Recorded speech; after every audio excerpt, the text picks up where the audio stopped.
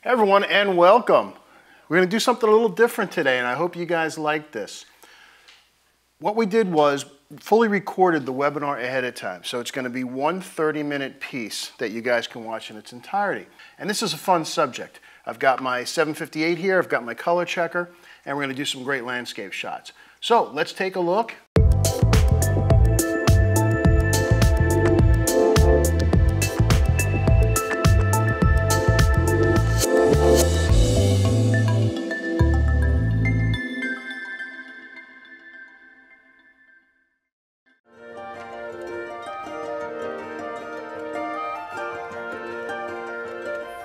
Hey everyone, I'm Joe Brady. I'm here to talk about getting great color and exposure in landscape photography, and we're going to do it with two tools, the Sekonic 758 light meter and the ColorChecker Passport.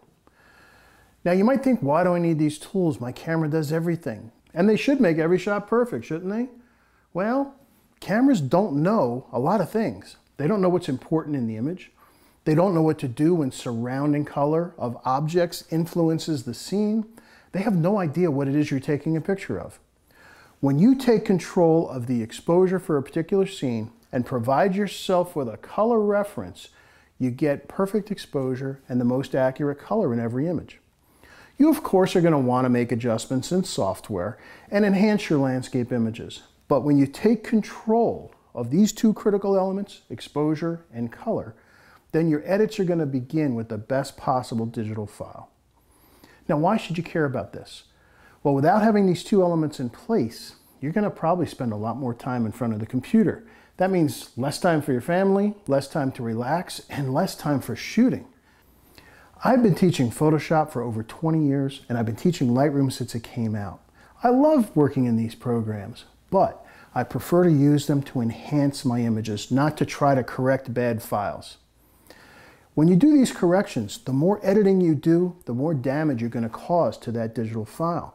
And the end result is when you go out to print, you're going to end up with banding in your skies and those nice blue gradations, and you're going to end up with noise in your shadows. We don't want to do that. We want to have a pristine file as our starting point.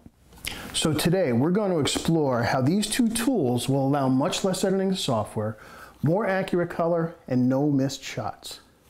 The payoff is making your landscape photography better. So we're going to start with the ColorChecker Passport. We'll do this because it comes into play right at capture and then again when we process our images. The ColorChecker Passport is a simple yet powerful tool that every photographer should have. It provides not only neutral references for accurate white balancing, but it also provides a set of standard colors that help you achieve an accurate color response in every scene with any camera that can capture a raw file. Now you might think that having a correct white balance is enough, and you'd be mistaken. Why is this? Well, every camera manufacturer has an idea about how color should be rendered. There's no standard for red, green, and blue. This not only changes between manufacturers, but even between different models from the same manufacturer. You can shoot the exact same scene using the exact same settings and the same white balance and get a very different color response from two different cameras. This isn't very helpful.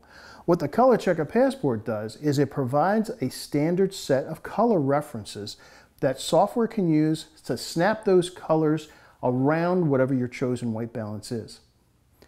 This set of color corrections is called a custom camera profile. We're going to create one in software, and you'll see how easy it is to do, and then we'll see the benefits of this a little later on. Now initially all you need to do is to take a couple of shots with the ColorChecker Passport in the frame in the same lighting conditions as the scene that you want to capture. So what exactly does this mean? How many shots do you need to take? Now for my landscape photography, I like to have two primary custom camera profiles. One for full sun, one for full shade. Because what this is going to do is correct for differences in the spectrum of the color that's hitting the target. Now white balance may change through the course of the day. But sunlight is sunlight, so it really doesn't matter that you have a sunlight shot for everywhere you go. But Joe, what about clouds? What about sunrise and sunset? Well, these conditions may require an adjustment to the white balance, but not the camera profile. When you set a white balance, you're telling the camera what neutral is. The camera profile then distributes the colors around this neutral. And again, we'll see this in software a little bit later on.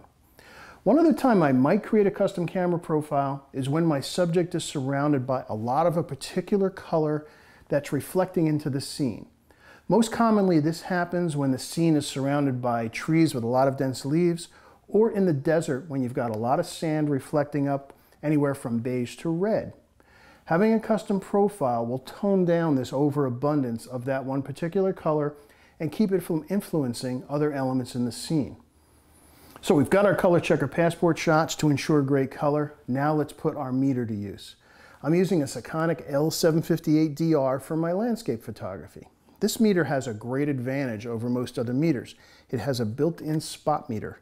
There's actually two sensors in this, and for the spot meter I can actually look through this eyepiece here and see what's going on. This is a fantastic tool to have at your disposal when the scene you're photographing has bright clouds, snow, or flowing water that you need to have detail preserved in. Now, I can't emphasize this point enough. If you clip or blow out your highlights, the image file is pretty much worthless. Even though today's softwares can bring down pure white in an image, it's going to do it with no detail. You must protect those highlights. Now, another advantage that this meter shares with the Sekonic 478 is its ability to use the exposure profiles created by Sekonic's free DTS software. We'll direct you to videos that show how to do this step by step, but to sum up what this software does is the meter is then introduced to what your camera can do. The software finds your camera's tonal range and what the camera thinks that middle gray is. That information then gets loaded into the meter, so the meter measures the scene exactly how your camera sensor is going to see it. Now, if this meter is new to you, particularly if you've just taken it out of the box, I highly recommend you watch two short videos, one on setting custom functions specific for landscape photography, and another on using the Sekonic DTS software step by step. So what we're going to do is we're going to head out into the field. We're going to go over to a beautiful scene in upstate New York. It's called Stone Arch Bridge Park, and we're going to put these tools to work. So let's head out.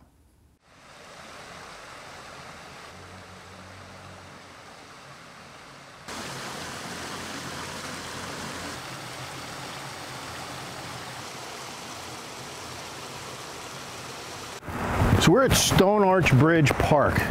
You can figure where the name comes from. This is in upstate New York. It's actually about 15 minutes west of a place called Bethel Woods that you may or may not know. Bethel Woods is where the Woodstock Music Festival actually took place. It didn't take place in Woodstock.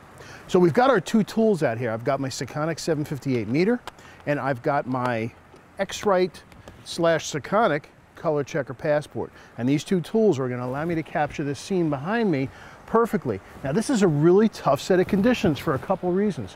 One, it's really contrasty back there. We've got quite a range from light to dark.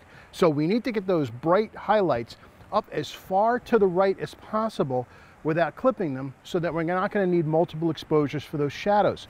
The other thing is there's clouds moving in. It's supposed to be storms tomorrow, so the light is very variable. So I'm going to have to take a shot of my ColorChecker both under full sun and in the shadow of the clouds so that I have a custom profile for each. Now, metering this scene, again, can be a little bit tricky. First, look at the scene. What's the brightest thing in the scene? Well, I've got this flowing water in the small waterfall. It's looking like from this direction that's probably the brightest thing. So I want to push that to the right as far as possible without clipping it, and that's where the spot meter comes in. That's one of the greatest things about the 758, the fact that it has both a spot and an incident meter. Now we're going to use both today.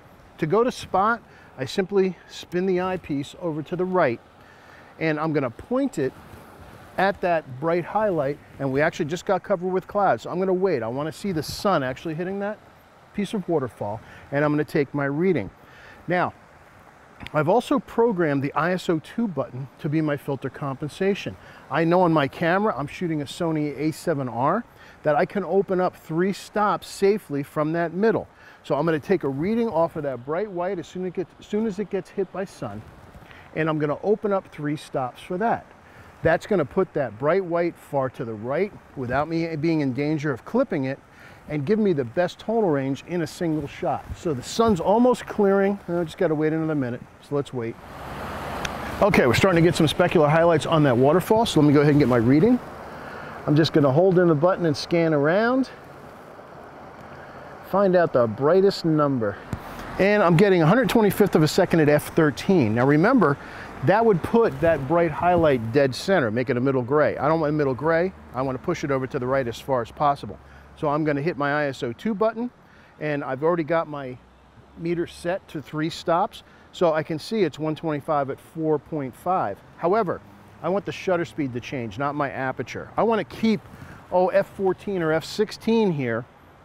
So I'm going to switch my meter to aperture priority. I'm going to go to f16, and it tells me at f16 my reading was 80th of a second. I hold an ISO 2, and 3 stops open from 80th of a second is 1/10 of a second. So that's going to be my perfect exposure for that scene to put those bright highlights off to the right. You can think of it this way too. 3 stops, 80 to 40 is 1, 40 to 20th of a second is 2, 20th of a second to 10th of a second is 3. There's your 3 stops. Sometimes it's not that easy to calculate. That's what's nice about having the meter. So 1/10 at 16. Let me go ahead and get that shot. Okay, so I got that. Whoa, as I fall over. Okay, so I got my shot. 1/10 at 16. I'm at 100 ISO. Now, according to my camera, that was a full stop overexposed. But I need to trust the meter. Why? Look at this scene. Remember, your camera is averaging the entire scene out to a middle gray. There's a lot of darkness in there. So if I open that up, it's going to make it look like it was overexposed. Even when I put my highlight warnings, I started getting the blinkies on the highlights. But if I took a close look at the histogram, particularly for each channel, I can see that none of them actually goes up against that right wall. That means it's safe. Remember, those blinkies turn on way before you actually clip. We've tested the camera. We created a profile using the DTS software for the meter. So this meter knows how that camera operates. It knows its tonal range. I know I can safely open up 3 stops, even though my blinkies are turning on and it says it's a stop overexposed. Trust the meter. That's going to give me the best digital capture possible. So now let's get involved with the ColorChecker Passport. Now, there's a couple of things that this can do. Well, first of all, what I want to do is I want to take a picture of the target in the light that's in the scene. Now, the scene is in shade, so I'm going to take one right here in full sun, so I have that, and I'll take one in the shade as well. That'll give me a custom profile. That will give me a target that I need to create that custom profile, and it also allows me to sample one of the neutral patches to get a white balance for that scene. So remember, once the sun is out, you only need one profile for that. What's going to change through the course of the day is your white balance. So we want to adjust the white balance, but one daylight sunlight profile is all we're going to need. Now, one other interesting thing about this target. This is the Sekonic version of the X-Rite ColorChecker Passport. And when you open up the back side, this is a white balance target. This is an 18% gray target. This has got an interesting use when you're using the 758 meter because it gives you an alternate way of getting your ambient exposure if you're measuring ambient light. So for example, if I want to measure the light right around me, I'll switch to ambient metering, and I need to make sure that that specular dot of the sun is not actually hitting the dome. Because if I take a reading out here, I get 250th of a second at f16. What I need to do is just get my finger in the way of that one little bright white dot that the sun is causing, take my reading, and I get 1/60th at 16. Now that's important because if I had let the sun hit it 2/50th at f16, what's happening? It's about 2/3 of a stop underexposed that would cause because that sunlight dot is skewing the reading and make it going darker. So you got to make sure that's covered. Now here's another option you can use. I've got the gray card, the 18% gray card in here. The other thing I can do is switch to spot metering, put the card in full sun, and take a spot meter reading off of the card. And strangely enough, I get the same reading that when I protected that dot. I'm getting 1/60th of a second, 1/160th of a second at f16. Now again, now the sun has completely cleared the clouds. Let's do the ambient thing one more time. So now I hold it out, and all right, I'm still at 250 at f16. Hold over, just get that dot covered, 160 at f16. Now I'll take my spot reading off of the gray card, 160 at f16. So they agree. So 1/160th of a second at f16, same reading, doing a spot meter reading off of the 18% gray card versus holding the meter out and just covering over that dot of the sun. Still want to have the rest of the dome hitting light, I just want to make sure that one little specular dot from the sun is being covered. That's easy as it is. So that'll give us a perfect exposure. So that's a great way to do it if you have an ambient scene and you don't have any really bright things that you need to maintain detail in. There are some clouds up here, so if I expand the scene, if I shoot some verticals and I get my clouds, I want to do the same thing I did for that water. I want to put the clouds 3 stops open from that. So let's go ahead and get a reading off the clouds. And again, I can just hold in the meter button till I get the biggest number, and I get 1/500th of a second at f/16. Hold in my ISO 2 button, and it tells me 60th of a second at f/16. We'll put those bright white clouds as far to the right as possible. If this was a well-lit ambient scene, like I say, if we were just taking a picture where I'm standing right here, the camera's meter is going to do a fine job. It's going to see everything and average it out. I'm wearing a dark shirt, light skin, light rocks behind me, not a problem. But when you have a high contrast scene like this is where your camera gets fooled, and this is where this comes in. Now the combination of this meter and this color checker is going to allow us to get the perfect exposure and then to have the perfect color in there. And again, the reason I want to get a custom profile right here as well as in there is these leafy trees over here are causing a lot of green reflections. I may not want to maintain all of that. So if I go in there and take a shot of the color checker as well, it's going to end up bringing down that green to a more normal level. It's a subjective thing, but at least give us a perfect starting point. So let's go ahead and do that. Lovely, so there's my shot for full sun.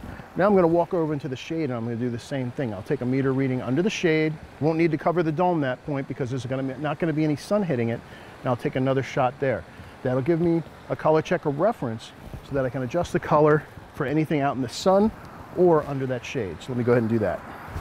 One other tool I brought with me today is called a neutral density filter. In fact, this is a really dense one. It's called a 10-stop neutral density filter. The reason I brought this is because I knew that this was going to have flowing water, a little waterfall here. And I love the look of water as it's captured over time and flowing. In addition, the water that's underneath the bridge will become silky smooth and almost like a mirror. So a neutral density filter, in fact, you can't even see through this one practically, it's so dark. It's kind of like just thinking of as dark sunglasses for your camera. What it does is cuts down the amount of light, and it does it equally so that I can really slow my shutter speed down and I can get, probably a 10 or 20 second exposure of this water. And what it's going to do is give us that silky smooth look. How do you figure out exposure when you've got a 10-stop neutral density filter? That means I have to open up 10 stops from whatever my reading is. So let's one more time go through the reading and I'll show you a little bit of simple math. It helps if you have a little calculator on your phone, but let's do some simple math to figure that out. So I've got the sun hitting that water. So let's go ahead and get our reading. Okay, I'm getting 1/400th of a second at f/18. But remember, we need to open up 3 stops from that to put that bright on the right. So I hold in my ISO 2 button and it gives me 1/50th of a second at f/18.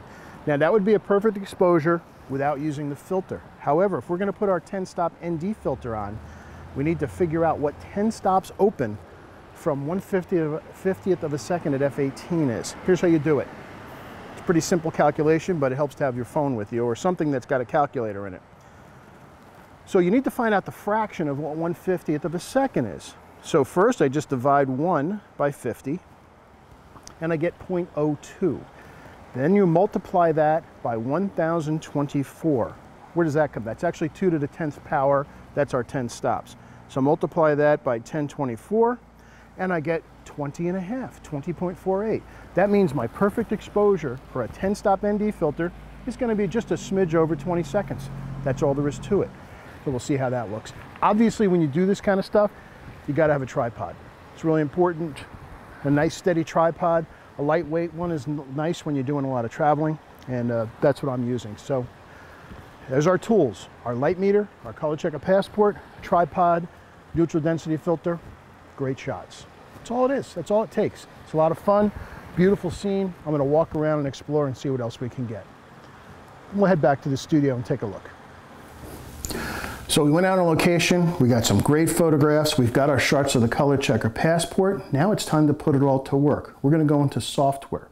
Now I'm going to use Adobe Lightroom today, but the editing process is exactly the same if you're using Adobe Camera Raw for either Photoshop or Photoshop Elements. First thing we're going to do is create our custom profile, and then we're going to apply it to our images. Let's take a look. I'm going to jump into Lightroom. So here we are in Lightroom, and the first thing we need to do is to create that custom camera profile. Now you can probably notice from this screen that the white balance is off on here. It's not actually something you need to change before you create the profile. Remember, the software is going to look at the raw data, and it knows from all these neutral patches what neutral should be. So watch the process. It's really simple. Once you've installed the software that comes with the ColorChecker Passport, in Lightroom, just go to File, Export with Preset, and you'll see ColorChecker Passport listed there. Give it a name. I'll call it Stone Bridge. And click on Save. That's how complicated it is. That's all you need to do. Now, when Lightroom is done creating the profile, it'll come up and say the profile's been created and you need to restart Lightroom for it to be activated. And again, as I mentioned earlier, if you create a profile here in Lightroom, Photoshop and Adobe Camera Raw will see it as well. While the image is processing, let's just take a quick look at the histogram up here, and you can see that the exposure is completely filling the histogram here. We're getting close to pure white, but not quite, close to pure black and not quite. This image was taken, and the first thing that was done was an ambient reading was taken with the Sekonic 758 meter to ensure that there's no clipping going on in the target, because if you do clip the target, then the file will be unusable and you're going to have to shoot another one. Okay, we get the message in Lightroom that the profile has been generated and Lightroom has to be restarted so that it can see the profile. So we'll hit OK. We'll quit Lightroom and restart it. All right, so here we are back with our file. Now, let's do two things. First, we're going to do is white balance this. So I'm just going to tap the W key, brings up my picker. Now, technically, all of these should be neutral, but the lightest one has the most data. So if you haven't clipped anything in your white patch, this is a good one to use. If you want to play it safe, you can use the second one over. But you can notice in the bottom, you see those three numbers for red, green, and blue. If this was neutral, they would be even. Obviously, they're not. So let's click on here. And now we have a better white balance. Now take a look at this target. As we go down to camera calibration, the Adobe standard is the standard profile. But what I want you to do is take a look closely at these two blues, the orange, this green and lavender, and then this orangey color here. Watch what happens to those colors when we apply our Stone Bridge profile, which is here under camera calibration. Just see those colors jump, and you can really see particularly this blue, this kind of eggplant color, and this deep yellow orange. Let's go back one more time to the Adobe Standard, and you can see we're losing some saturation in colors using the Adobe Standard profile. By having a custom profile, all the colors snap in place. So now we know we have a perfect white balance and a perfect color calibration. And what we can do is apply that to other images. Now, I mentioned sometimes that an image isn't going to look necessarily great on the back of your camera, even though it's the best digital capture possible. Here's an example. So we can see it does look kind of dull and lifeless, but we needed to protect the highlights because there are some clouds in here that, because of the camera's standard contrast curve that's built into it, we've lost detail. However, when we look up at the histogram here, we can see we're very close to the edge, and that's what we used the meter for. We spot metered off of this cloudscape here, or this almost pure white clouds, and we can see we're almost down to pure black. So we need to adjust this image. But first thing we're going to do is I'm going to go back to our target shot, and I'm going to hold down Shift and click on that X image. Then I'm going to come over here and click on Sync. And what I want to do is synchronize the white balance and the calibration in the process. So when I do that, then come over to this image, I've got a very different color response, although it is still looking dull. So here's a quick process when you have a very high contrast scene, what you can do to make it look a lot better. So what are the problems? Well, we've got these highlights, but we don't really have any detail in them, even though they're not blown out. So the first thing I'll do is bring the highlights way down. Forget the rest of the image. Notice now we've got the clouds showing up a lot better. Let's zoom in here. Maybe not quite that much. We'll back off a little. There you go. And you can see the difference now from here to here. We've got our detail back. However, it did make the rest of the image dark. So let's bring up the shadows, and we'll open those up a lot. Now, when you do this, sometimes you might want to bring up the exposure as well. So let's go ahead and bring the exposure up just a little bit, just that much, because now we're going to go down to presence. We're going to increase the clarity, Oh, looking better already. Vibrance, which will increase the saturation in cooler and less saturated colors. And then overall saturation. And wow, that's looking a lot better also, isn't it? I'm going to also add a little contrast. I find most images need a little contrast pop to really make them look good. And look how quickly we've gotten there. I'm going to hit the Y key, which will show us a before and after. And that quickly we've gone from this image on the left to the image on the right. It's got the camera profile applied. It's got beautiful color. We've got our cloud details back by bringing down those highlights just that quickly. And that's the benefit of having the meter and the profile and the custom profile with the color checker. The meter allowed us to get the detail back in our clouds over here. The profile allowed all the colors to snap back into place. Now, while we're here, I'll show you one other trick I like to show. This is a scene that has two different color balances in it. We've got full shade here, and then we've got the bridge over here in sun. Now, that profile was actually created with me holding the target just out of the shade, so it's for the sun. And that had a tendency to make the shadow area go a little bit too yellow. So here's what I like to do when that happens. This is the graduated tool, the graduated mask tool. I'll put a graduated mask from the bottom to top there. And I'm going to change the color temperature a little bluer to make it look a little more natural like shade. Just that quickly. And looks a lot better. So let's hit that Y key again. I'll hide the other menus so we get some more real estate. And you can see left to right, that's the same exact file with just that quick set of changes. And that's the beauty of having the meter and the ColorChecker Passport for that custom profile. You end up with a beautiful image.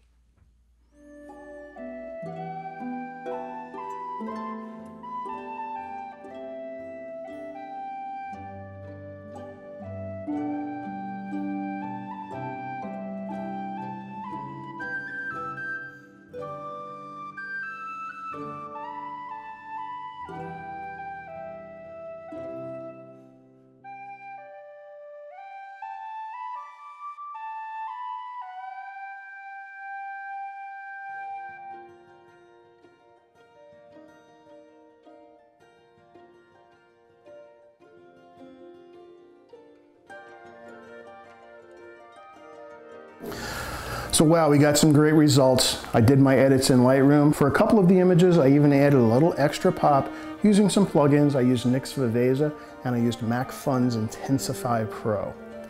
So what have we seen today? I hope you see that these two tools will greatly add to the quality of your landscape photography experience. Having the best exposure possible under any lighting conditions and the best starting point for color means that you can concentrate on your images. You're not going to miss shots, you're not going to miss opportunities.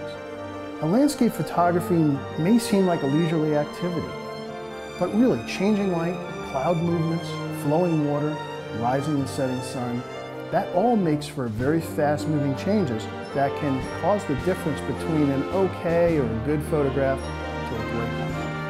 Add a Sekonic L-758DR meter and a ColorChecker Passport to your camera bag and you can take control of light and color.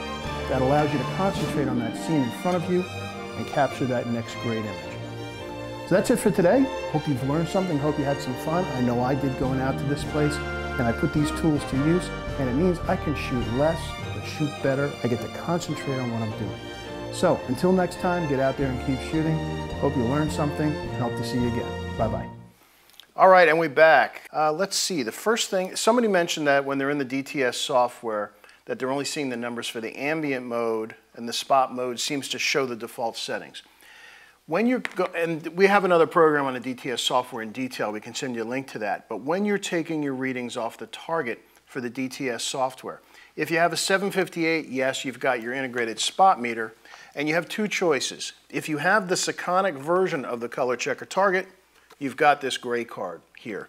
If you don't, if you have a standard X-Rite ColorChecker, that's okay too. You can use the spot meter in the 758 and read off the fourth patch. The fourth patch right here is the same exact target. Now, if you're using another meter like a 478, it's kind of hard to get a reading here using that 5-degree spot meter. You can do it, it's a little trickier. If you have a separate X-Rite 18% gray card, you can use that as well. Now, if you have a 478 and you don't have a spot meter, What your option is, you can just ignore that part. Just don't take the spot meter reading.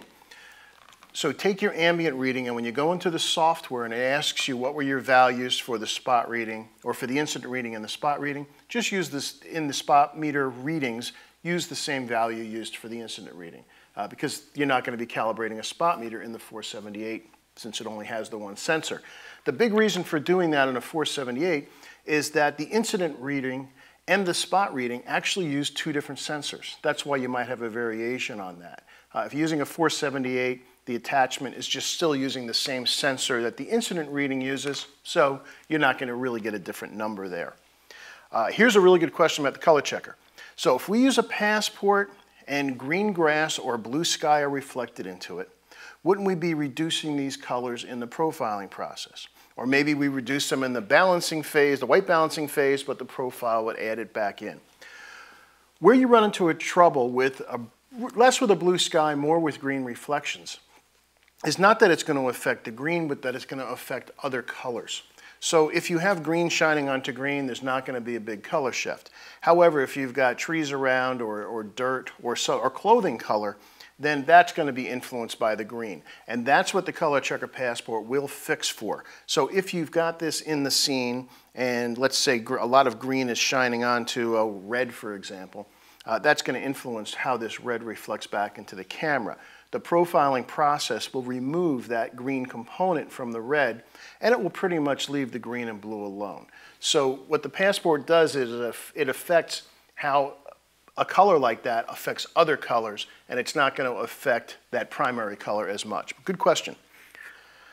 Let's see. Oh, here's another one. Somebody says, if the Passport does not have a lot of daylight exposure, meaning it hasn't been sitting out in the dashboard of your car all August, will the colors remain intact, or is it a time issue for replacement?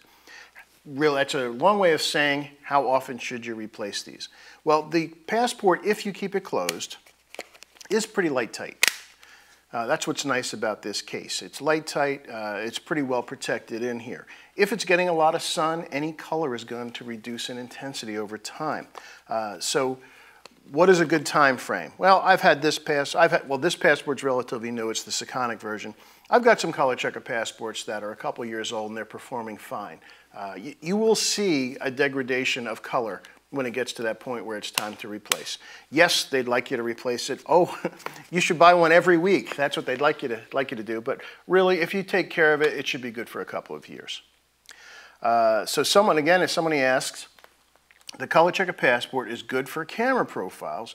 Do you really need a spot meter? All right. Do you need any of this stuff? Do you have to absolutely have it? Well, no, you can just go about doing things the way that you've been doing it. What these two tools do is give you the information you need for perfect exposure and perfect color. You don't have to have it. You can just spend all your time in front of the computer and try to get what you're after. Think of it this way.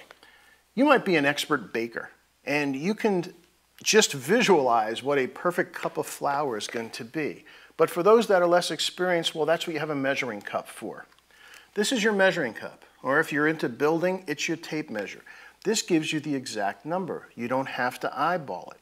And having that perfect starting point gives you the best results and gets the most out of your camera. The whole thing about the spot meter for me, if you're photographing a scene with a big cloudscape or you've got flowing water with bright highlights that you need to maintain, what the spot meter does is it gives you that exact number, so that you know what is the farthest end of my exposure I can go without clipping those. Because if you clip highlights that you need to keep, the file is done. You can't use it. So this is going to give you the most out of your camera. Do you have to have it? No, you can kind of guess. You can look at your histogram and make sure it's not up against the right wall. If you do that, there's a couple of things you're doing. You're sacrificing tonal range. Because remember, the histogram on your camera is of a processed JPEG from that file. It's not showing you the raw data. Same thing with your clipping points. If you have your little blinkies set on your camera, they're going to come on way too soon. They come on way before you actually clip. What this allows you to do is learn exactly how far your camera can go out before you clip and allow you to place those whites right at the edge. And what that means is you're going to get better shadow details because you're getting the most tonal range out of that capture. That's what these tools do. So can you operate without any of these tools? Of course you can, and many of you have, and many of us have for years. What these two tools do is give you the information for you to make better decisions and get the best file possible in a single shot. Let's see, someone asked, oh, here's a good one. Will 100 ISO versus 800 ISO change white balance and my saved profile? It should not change white balance, but it may change a profile because your camera sensor has different capabilities as the ISO goes up. I'm not sure how much of a difference you're going to see between 100 and 800 ISO. It's going to depend on the level of the camera. But I do have profiles for my camera at 100 ISO and 2500 ISO because at that point you're going to start to lose some tonal range from boosting the sensitivity of the sensor. So you might want to do that. I don't typically shoot that high ISO with the exception of maybe some night photography, but 100 to 800 or 100 to 400, I doubt you're going to see it. But it only takes a couple of minutes to create a profile. Take a look, try it, and you can take a look at the graph and you can see on your camera if there's that much of a difference. Let's see. Oh, here, someone asked, do you use the black and white patches on the color checker to set black, say, to 10 and white to 240 for a printing range in Photoshop? That is a way of working. There are some people who like to do that, set your black point, your white points using something like this. Actually, rather than using these patches down here, you should use these ones up top because this is more of a pure white and a pure black than on the bottom. So this color adjustment chart on the top of the ColorChecker Passport gives you a greater gray wedge. Is that really necessary for printing? Depends on your printer and it depends on knowing what your printer can do. I find 240 a little too conservative for printing. Most today's printers can go up to 250 and they will maintain that dot structure if you're using a good paper. So you can operate that way, but it's going to be very conservative. I don't think it's necessary. You can just use that's one place in Photoshop you can use your histogram for that. A couple of you asked about a dedicated night metering webinar. We're working on that. We're trying to get it on the schedule. Hasn't been scheduled yet, but we have some great assets. We've got some great people that are really skilled in that. And what we'll do is we'll do a webinar with them, and I will learn a lot more about photographing the night sky with these guys. Somebody asked tell us about ISO 2. Well, that's a pretty broad question, but let's just talk about it real quick. Now, there is a little target that you got with your 758. Do you have this target? A lot of people lost it. They didn't even realize it was in the box, and it went away. So actually, I have to put my glasses on. Let me just read this, because I can never remember what all the custom settings are. Okay, so the first one, custom setting 1, is what do you want the ISO 2 button to do? Out of the box, the ISO 2 button is simply another ISO, if you wanted to see what your exposure would be. So if I hold an ISO 2, then that's what that becomes. That's actually a holdover from the days when photographers were shooting film and they were also shooting Polaroids because they didn't have that digital preview. Typically, Polaroid film was not 100 ISO or 60 ISO that you were shooting your film at. It was 800 or 1600 or something else. So the ISO 2 button would be for that Polaroid shot. Nowadays, I find it much more useful for using it for that exposure compensation. And that involves going in and changing the custom settings. Again, there's a video for this, which we will direct you to as soon as it is up. But the way to access it, just real quick, is when you turn the meter off, and before you hit the power button, hold in the mode button. When you do that, you'll come up and it'll say CS in the upper right-hand corner of the screen. And the first one is 010 is custom setting 1. You want custom setting 1 to be 1. So what you do is you just rotate, you don't rotate the jog wheel, you hit the mode button, and it will cycle through the choices. In this case, there's 2 choices, 0 or 1. 0 leaves the ISO 2 button as ISO 2.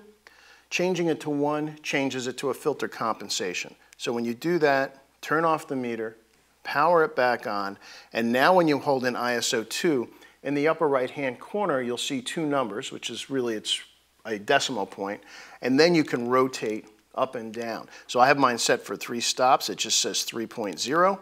And that will immediately give me the answer as to how do I open up 3 stops from there.